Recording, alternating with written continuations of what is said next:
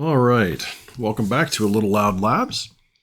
Today we're going to jump right into a quick build with two strap-on boosters, a pretty interesting kit from Apogee Components to let you do parallel staging. When the parallel stages reach ejection, they should come down under streamer. I'm not quite sure exactly which main rocket will attach these to, but we're going to go ahead and build them, and if you build it, they will come. Starting with the nose cones, we're using a very thin cyanoacrylate superglue here. You got to be careful with the thin superglue. It does set very, very fast. I wasn't terribly pleased with how one of these seated, but we should be close enough. After the nose cones, we're going to put on the standoff rails. The bottom of the standoff rail has a cutout that mates with the section that would be mounted to the main rocket to hold it in place during flight, but also to allow it to gracefully fall away from the main body of the rocket upon injection. You can see I put it on upside down there, but we'll flip it over. And there we have it. Now we'll just repeat the process on the second booster. Just applying wood glue. And letting it seat there. The pre-laser cut tubes and the laser cut standoffs here make this process significantly easier than it would otherwise be. While we let that glue set, we're going to go ahead and move on to the engine mounts. So what we're going to do first is we're going to notch the centering rings. Those will be the lower centering rings. We're going to cut them out to accommodate the retention clip. Most of the safety codes you'll see require the engines to be retained after ejection. We don't just want hot engines flying around, falling on people's heads. So we're going to put a clip in here. The clip will be sliced into the tube there, as you see, and it'll stick out below it to hold the engine in. But it has a little spring to it. So we have to cut those centering rings enough to slide over and leave just a little bit of spring so that we can get the motors in to start with. Next, we're going to glue those centering rings that we notched onto the tube. Here you see the importance of dry fitting your parts. Luckily, I didn't get too much glue on there, so I was able to sand it after the fact, get just enough of a bevel to fit it onto the tube and seat it there properly. You'll see on the next one I didn't learn my lesson there either. So yes, this is your reminder to always try and dry fit your parts and sand them to fit. Once we have that on there, I'm going to go ahead and put two fillets of glue on, just to make sure it's good and bomber there, and we'll hold together through several flights. And then we're going to repeat the process on the second ring, and once again, dry fit your components. Yeah, it's always better to do the sanding before the moisture is absorbed from the glue. It can cause the pieces to swell and just make your problem worse there. But we managed to get through it here.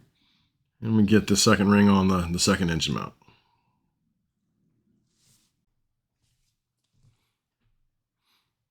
All right, now that we have that one, we're going to go back. We're going to put the fillets of glue on the second mount. It's really where you get the majority of your strength in these attachments.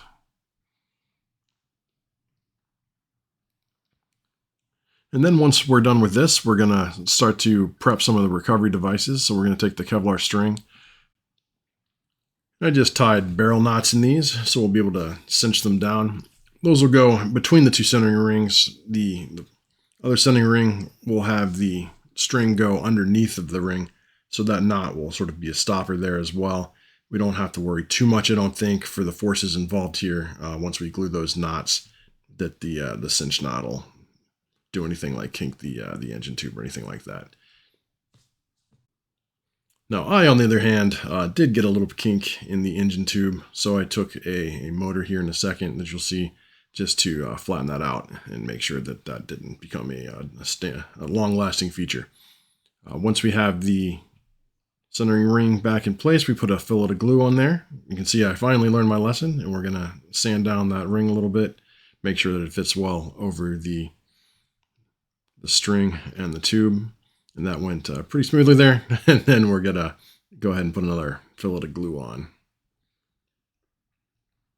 The Kevlar string is pretty slippery, so it's relatively important actually to hold it in place with glue. I've seen people indicate that using super glue can embrittle the Kevlar. I haven't actually seen a failure from it directly, but it definitely does make it a little crunchy, and I can see how that could contribute. So better safe than sorry. Now, if you're paying a little more attention than I was this night, you might notice that there's extra centering rings on the table there, and those are the engine blocks. We'll come back to that here in a moment, but you can see I put a motor in just to make sure that it's nice and stiff, and I don't crinkle the tubes. It was a little harder than I would have liked to have set that tube, but that was on me. I did this build in one night, which is a little rushed, and you can see several places where I was a little hasty with my build here. But we'll use the motor again in the second tube, just to make sure we don't crinkle it and help us get some more linear force there. And that one slides right in. A little bit less of a problem there. We'll go back and we'll put fillets of glue on the bottom of those. And there we go. Now I'm going to go back and put fillets of glue along the standoff rails there. Then we'll do it on the second, and we'll give those just a few minutes to cure there before we mess with them. Now we come back from letting them cure, and we discover spare parts on the board, which is never good. So in order to try and do some rocket surgery here, I want to make really sure that these are gonna be able to slide into position. I put a pretty heavy front bevel on. My plan is to use another tube to seat these from the fore end of the rocket. I can't push them in from the rear because the motor clips would be in the way there where we created the slot. So there wouldn't be enough room. And if the motor block was down below that clip, then the dimensions of the rest of the clip would be off. So we wouldn't have effective motor retention there. So I've taken the next smaller tube. I've wrapped several wraps of masking tape around it to form a little block behind the centering ring. And what I'm doing now is I'm just trying, hoping that I can find the center there and get a good seat and have the motor block stay in place where it should be. So a little by feel here.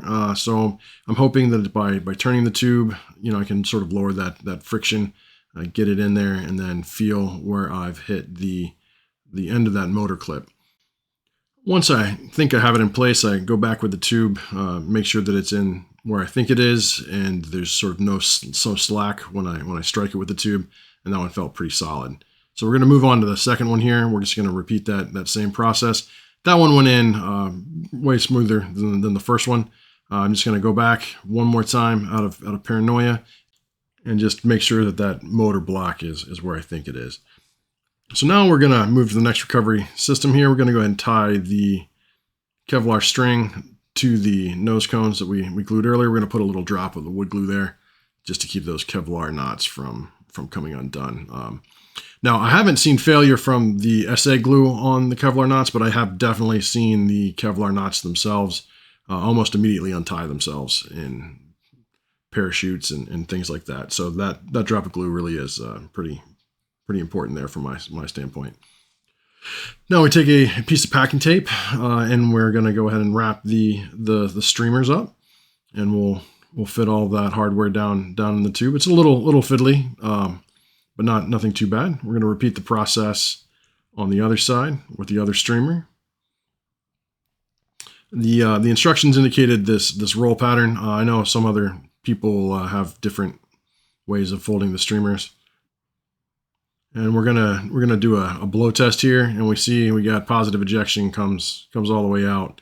Seems pretty good in that regard. All right, now we're gonna take a look at how the hardware would attach to the main sustainer rocket.